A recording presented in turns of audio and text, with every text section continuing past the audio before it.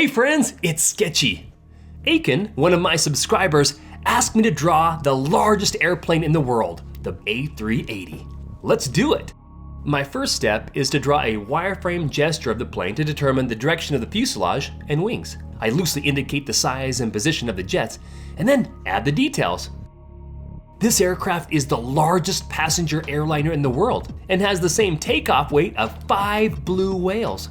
One of these can fit up to 853 passengers, which is 250 more than a 747. And it's super fun to draw.